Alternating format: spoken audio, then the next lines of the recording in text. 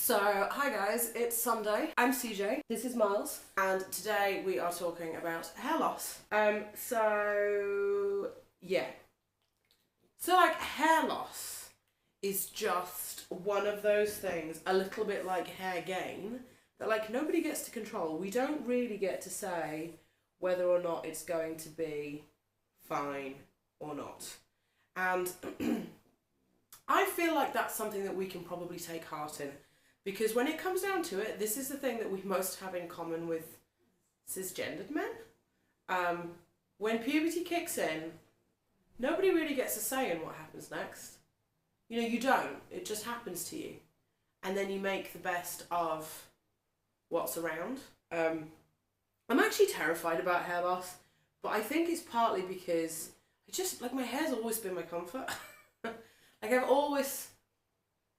I did an interview with somebody just recently and they were asking me, how do I express kind of my gender? And I guess the two things that I've always kind of cared most about are like my hair and my shoes, because I feel like they're always the points where I'm least dysphoric.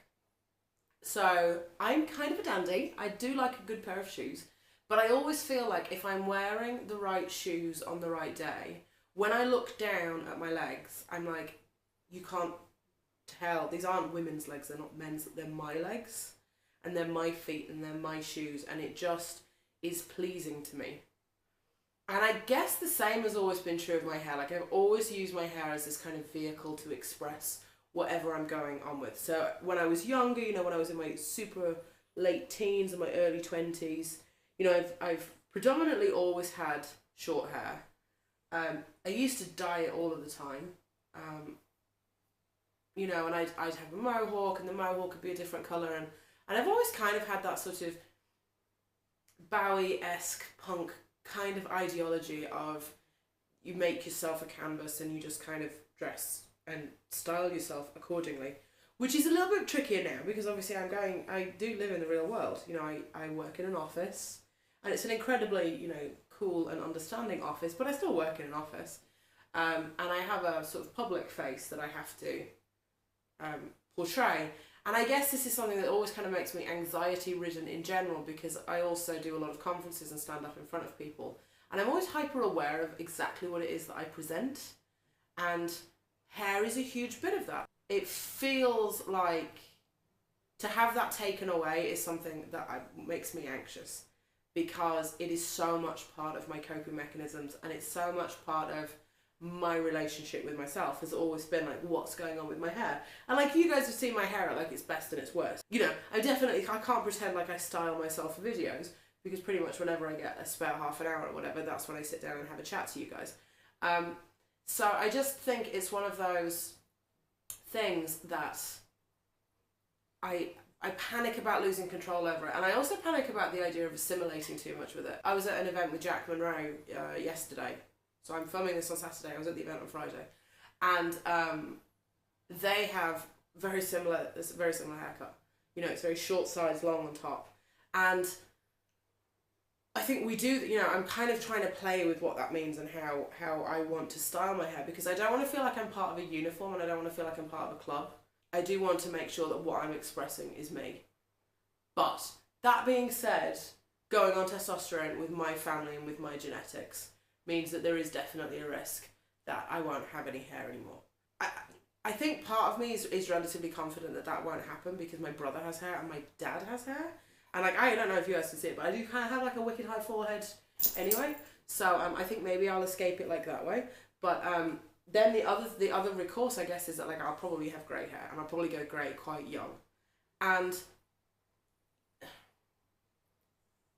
I don't know if I'll dye it. I suppose I probably would. I guess I have a vanity about my hair, but at the same time, I want to make sure that that doesn't own me, and that doesn't obsess me to the point of freaking out. And, you know, I don't want to go the Elton John route and weave it in. There is a story in my family of my grandfather's brother, who was going to be a really successful footballer in, like, I don't know, the 1930s.